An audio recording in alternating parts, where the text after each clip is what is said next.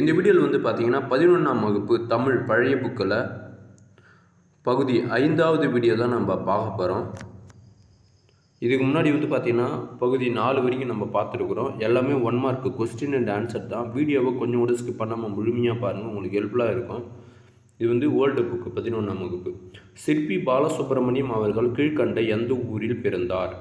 பொள்ளாச்சி. இது எந்த மாவட்டத்தில் உள்ளது அப்படின்னு பார்த்தீங்கன்னா கோவை மாவட்டம்.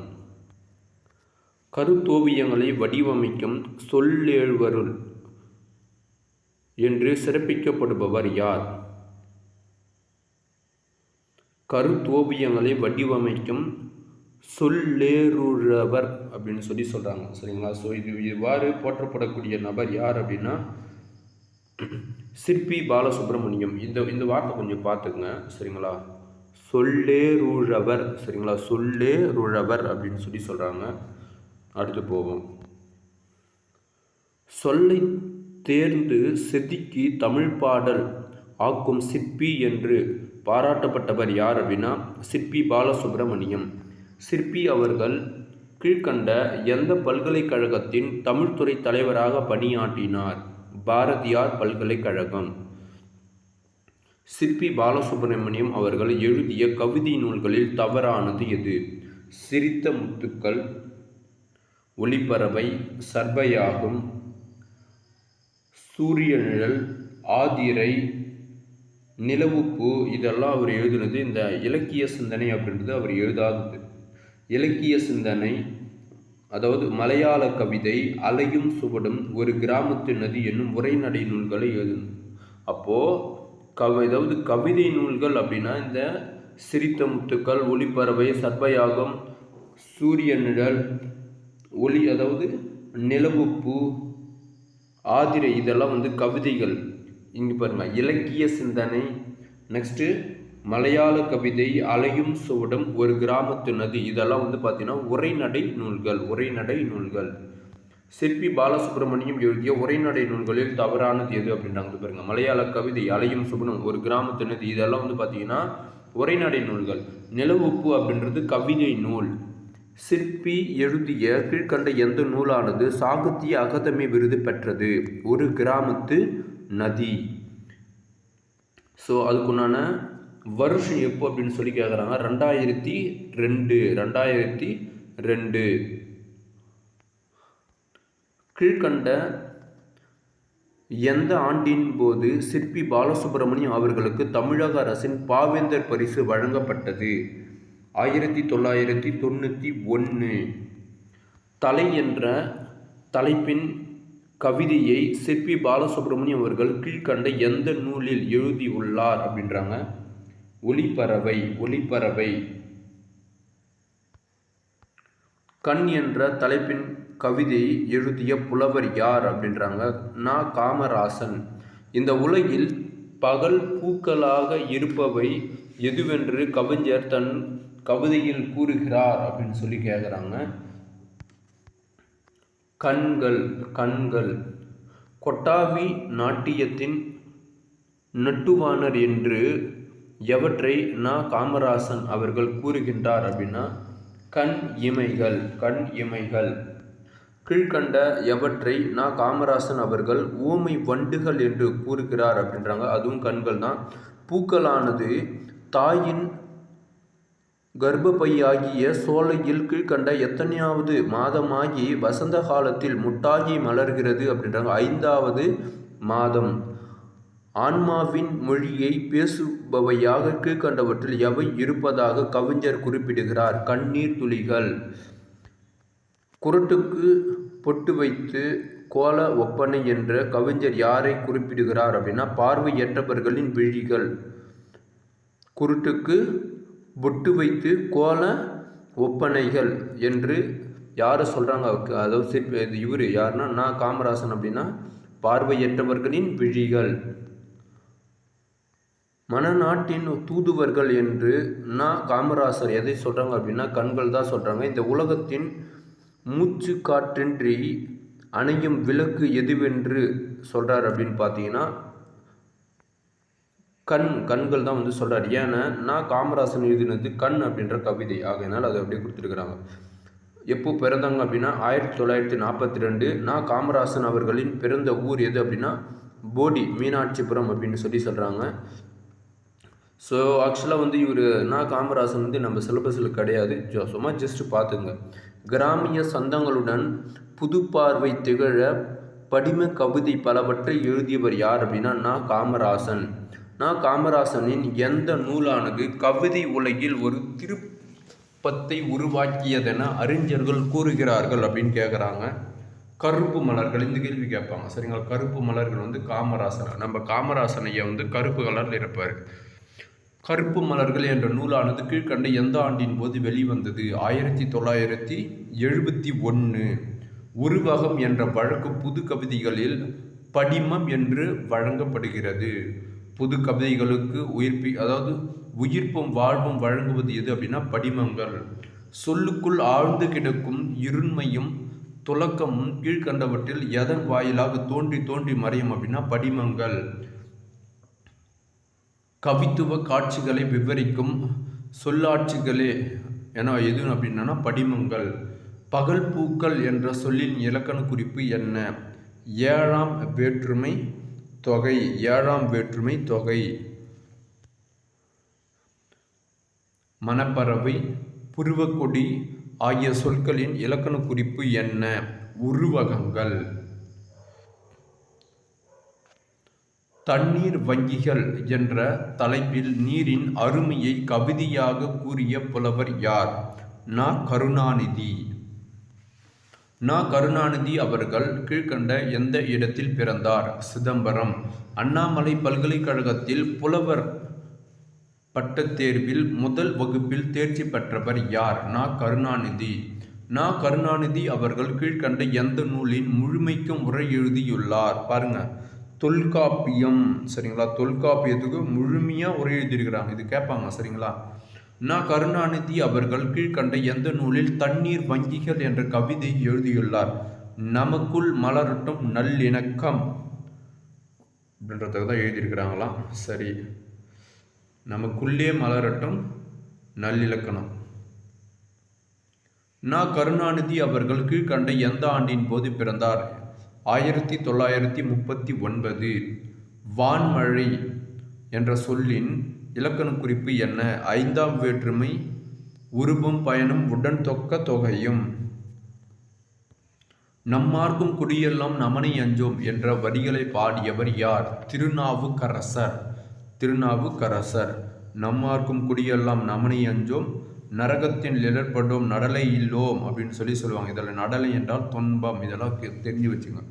திருநாவுக்கரசர் பிறந்த ஊர் எது? திருவாமூர். திருநாவுக்கரசர் திருவாமூர். நாவுக்கரசர் அவர்கள் பெற்றோர் இட்ட பெயர் என்ன? மருள் நீக்கியார். என் கடன் பணி செய்து கிடப்பது என்னும் திருவாக்கை அருளியவர் யார்? அப்பர் என்கின்ற திருநாவுக்கரசர். திருநாவுக்கரசர் அவர்கள் வாழ்ந்த காலம் என்ன அப்படின்னு சொல்லி கேட்குறாங்க. கிபி 7ஆம் நூற்றாண்டு. 7ஆம் நூற்றாண்டு. நமர்க்கும் குடியெல்லோம் நமனை எஞ்சோம் என்ற தொடர் பாடலானது கீழ்கண்ட எந்த மன்னனை எதிர்த்து திருநாவுக்கரசர் பாடினார் அப்படின்றாங்க? பல்லவ மன்னன். நாமர்க்கும் குடியெல்லோம் என தொடங்கும் பாடலானது கீழ்கண்ட திருமுறையில் எந்த திருமுறையில் அமைந்துள்ளது அப்படின்றாங்க? 6ஆம் திருமுறையில் அமைந்துள்ளது. 6ஆம் திருமுறை.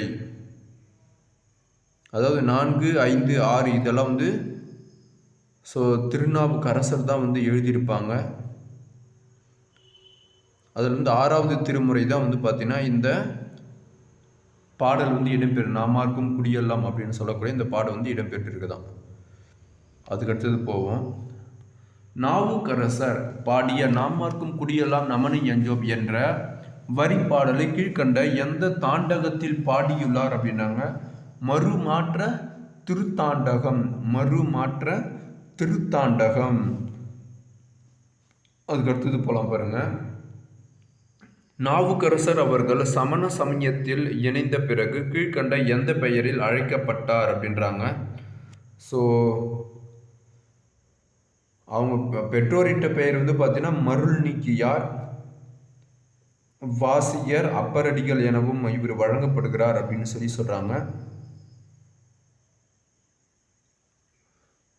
திருநாவுக்கரசர் அவர்கள் சமண சமயத்திலிருந்து பிறகு கீழ்கண்ட எந்த பெயரில் அழைக்கப்படுகிறார் அப்படின்னு சொல்லி சொல்றாங்க.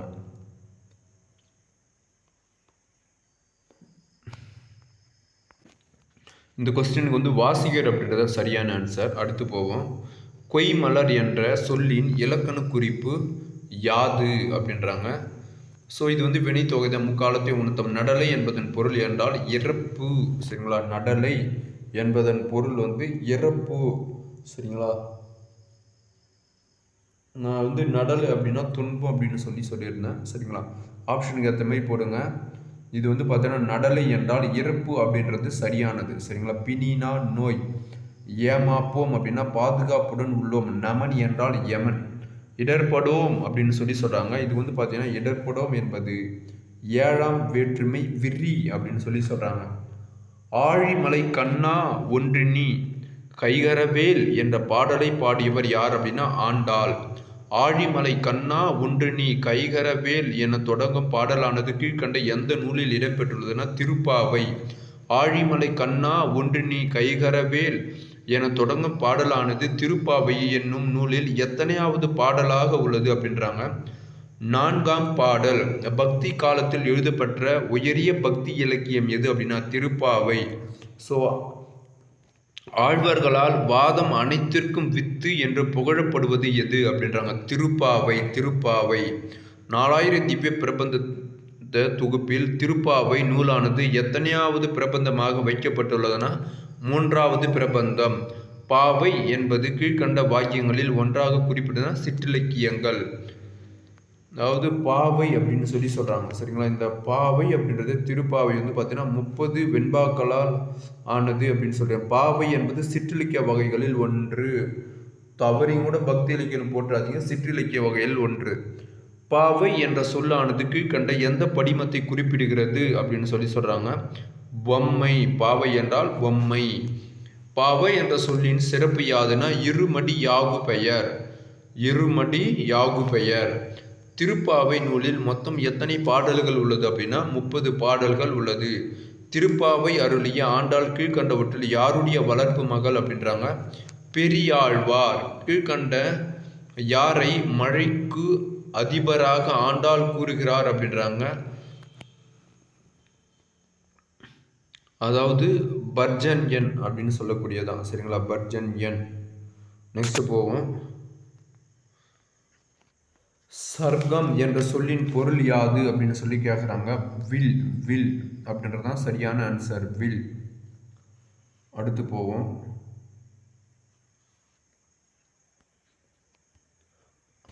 ஆழி போல் மினிமினி வலம்புரி போல் நின்றதிரிந்து என்ற வரியில் இடம்பெற்றுள்ள ஆழி என்பதன் பொருள் என்ன அப்படின்றாங்க. சக்கரம். ஆழி என்பதன் பொருள் சக்கரம். அடுத்து போலாம் பாருங்க. அதாவது இந்த பெரியாழ்வாருடைய வளர்ப்பு மகள் தான் இவங்க. நாச்சியார் அப்படின்றது அவங்களுடைய இன்னொரு பெயரா. இவங்க வந்து பார்த்தீங்கன்னா ஆண்டாள் வந்து 8ஆம் நூற்றாண்டின் இறுதி பகுதியில் வாழ்ந்தாங்களாம். 8ஆம் நூற்றாண்டினுடைய இறுதி பகுதியில் 12 ஆழ்வார்களில் ஒருவராம். ஒரே ஒருத்தர் தான் வந்து பெண் ஆழ்வார்ல இவங்க தான் பெண் ஆழ்வார். சரிங்களா? ஆண்டாள் மட்டும்தான் பெண் ஆழ்வார் அப்படின்னு சொல்லியிருக்கிறாங்க. இவங்க எழுதுனது அதாவது நாச்சியார் திருமொழி அப்புறம் திருப்பாவை என்ற இவ்விரு தெய்வ பணுவல்கள் ஆண்டாள் அருதி சென்றது அப்படின்னு சொல்கிறாங்க. ஏன்னா ஆண்டாள் சிலபஸ், அதனால் அது திரும்ப சொல்லி 20 அடுத்து போவோம். மூவாத முதலவனை முதுசுருதி மொழிபொலை என்ற வரி தொடங்கும் பாடலை பாடியவர் யார் அப்படின்னு எச். கிருட்டின பிள்ளை. எந்த ஊர் அப்படின்னு பார்த்தீங்கன்னா இவர் வந்து கரையிருப்பு. இவருடைய பிறந்த வருடம் 1827. எச். கிருட்டின பிள்ளை. ஸோ இவர்கள் எழுதாதது எது அப்படின்றாங்க. எச். கிருட்டின பிள்ளை அவர்கள் இயற்றிய நூல்களில் தவறானது எது அப்படின்னா போற்றி திரு அகவல், ரட்சணிய மனோகரம், ரட்சணி ஆத்திருக்கும். இது எல்லாமே அவர் எழுதியிருப்பார். ரட்சணை போதனைகள் அவர் எழுதலை. எச். கிருட்டின பிள்ளை எழுதிய எந்த 2 நூல்கள் தற்போது கிடைக்கவில்லை அப்படின்னாங்க. ரட்சணிய குரல் மற்றும் ரட்சணிய பால போதனைகள் அப்படின்றது 2 கிடைக்கல. குரல் மற்றும் பால போதனைகள். மூவாத முதலவனை முதுசுருதி மொழி பொருளை என தொடங்கும் பாடலானது கீழ்கண்ட எந்த நூலில் இடம்பெற்றதுன்னா ரட்சணிய மனோகரம். ரட்சணிய மனோகரம் நூலில் உள்ள பாடலானது கீழ்கண்ட எந்த பாவகையால் ஆனது அப்படின்றாங்க. கலி விருத்தம். எச்சிய கிருட்டின பிள்ளை அவர்களின் கீழ்கண்ட எந்த நூலானது கல் மனதையும் கரைய செய்யும் பக்தி பாடல் அப்படின்றாங்க. ரட்சணிய மனோகரம். ரட்சணிய மனோகரம் நூலின் பெரும் பகுதி கீழ்கண்ட எந்த நூலில் இருந்து எடுத்து தொகுக்கப்பட்டுள்ளது அப்படின்னா ரட்சணி யாத்திரகம். விடாபடியாக ஒரு செயலை முன்னின்று நடத்தி காட்டுவதற்கு வழங்கப்படும் வட்டார வழக்கின் பெயர் அப்படின்னா துசங்கட்டுதல். சரிங்களா? நெக்ஸ்ட் பாருங்க. அருள் வீட்டிருந்த திருநிழல் போதி என்ற வரிகள் இடம்பெற்றுள்ள நூல் வீரசோழியம். வீரசோழியம் சிலபஸ். 5 இலக்கணம் கூறும் இலக்கண நூல் எது அப்படின்னா வீரசோழியம் சொல்லும். சரிங்களா? வீரசோழியம் சொல்லும். 5 இலக்கணத்தை வச்சு சொல்லும் போது வீரசோழியம் சொல்லும். நெக்ஸ்ட், வீரசோழியம் என்ற நூலை எழுதியவர் யார் அப்படின்னு சொல்லி கேட்குறாங்க.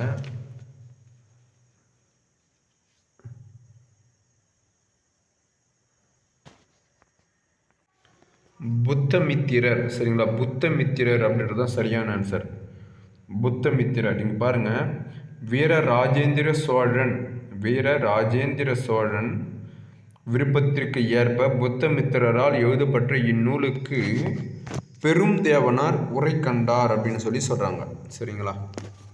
ஓகே, அதுக்கு ஆப்ஷன் சி தான் சரியான ஆன்சர். வீரசோழியம் என்ற நூலுக்கு உரை எழுதியவர் யார் அப்படின்னா இங்க குத்துருக்கிறாங்க பாருங்க. இந்நூலுக்கு பெருந்தேவனார் உரை எழுதினார் அப்படின்னு சொல்லி சொல்லிடுறாங்க. பாரதம் பாடிய பெருந்தேவனார். ஓங்கு நீர் என்ற சொல்லின் பொருள் என்ன? ஓங்கு நீர் என்ற சொல்லின் பொருள் கடல் நீர். சரிங்களா? அதாவது ஓங்கு நீர் என்றால் கடல் அப்படின்றது தான் மீனிங். சரிங்களா? இது வராது. கடல் அப்படின்றது தான் சரியான ஆன்சர். நான் புக்கு பார்த்து தான் நான் சொல்லியிருக்கிறேன். சரிங்களா? புக்கு பக்கத்துலேயே வச்சு தான் நான் சொல்லிட்டு இருக்கிறேன். ஓங்கு நீர் என்றால் கடல். நிழல் போதி என்ற சொல்லின் இலக்கண குறிப்பு என்ன? தன்மை பன்மை வெணிமுற்று. நிழல் போதி அப்படின்றது பார்த்தீங்கன்னா தன்மை பன்மை வெணிமுற்று இல்லை. 2ஆம் வேற்றுமை உறுப்பும் பயனும் உடன் தொக்க தொகையும். சரிங்களா? ஸோ நிழல் போதி அப்படின்றது 2ஆம் வேற்றுமை உறுப்பும் பயனும் உடன் தொக்க தொகையும். போதி என்றால் அரச மரம். சரிங்களா? நிழலை உடைய அரச மரம். சரிங்களா? நிழலை உடைய அரச மரம். அப்போ நிழலைன்னா 2ஆம் வேற்றுமை தான் வரும். சரிங்களா? அப்போ நிழலை உடைய அரச மரம். ஸோ 2ஆம் வேற்றுமை உறுப்பும் பயனும் உடன் தொக்க தொகையும். ஆப்ஷன் ஏ தான் இதுக்குண்டான ஆன்சர். நெக்ஸ்ட், வினைப்பினி என்ற சொல்லின் இலக்கண குறிப்பு என்ன? வினைப்பினி என்ற சொல்லின் இலக்கண குறிப்பு உருவகம். சரிங்களா? உருவக தொடர். உருவகம். ஆப்ஷன் சி தான் சரியான ஆன்சர். உருவகம். அடுத்து போவோம். ஸோ முதல் 3 தேவாரங்கள் அப்படின்னு சொல்லி குத்து வச்சுக்கிறாங்க. முதல் 3 தேவாரங்கள் பார்த்தீங்கன்னா சம்பந்தர். அதாவது சம்பந்தர். சரிங்களா? முதல் 3 தேவாரங்களை பாடியவர் சம்பந்தர். 4, 5, 6 பார்த்தீங்கன்னா திருநாவுக்கரசர். சரிங்களா? திருநாவுக்கரசர். அப்போ 3, 4. நெக்ஸ்ட் பாருங்க, 7ஆம் திருமுறை பார்த்தீங்க அப்படின்னா இவர் யார்? சுந்தரர். 8வது அதாவது திருப்பாவை அப்படின்றது பார்த்தீங்கன்னா ஆண்டாள். சரிங்களா? திருப்பாவை அப்படின்றது ஆண்டாள். 3, 4, 2, 1. ஆப்ஷன் டி தான் இதுக்குண்டான ஆன்சர். ஆப்ஷன் டி தான் இதுக்குண்டான ஆன்சர். அடுத்து போவோம். கிறித்துவ கம்பர்னா எச்சிய கிருட்டின பிள்ளை. மருள் நீக்கியார்னா அப்பர். பெரிய ஆழ்வார்னுடைய வளர்ப்பு மகள் ஆண்டாள். வீரசோழியம் பாடியவர் புத்தமித்திரர். சரிங்களா? புத்தமித்திரர். முப்பகை என கூறி பொருள்களில் கீழ்கண்டவற்றுதல் தவறானது எது அப்படின்னா காமம், வெகுளி, மயக்கம். இதுதான். ஸோ தவறானது இன்பம். அடுத்து போவோம். ஸோ அடுத்து முடிவடைந்து விட்டது. சரிங்களா?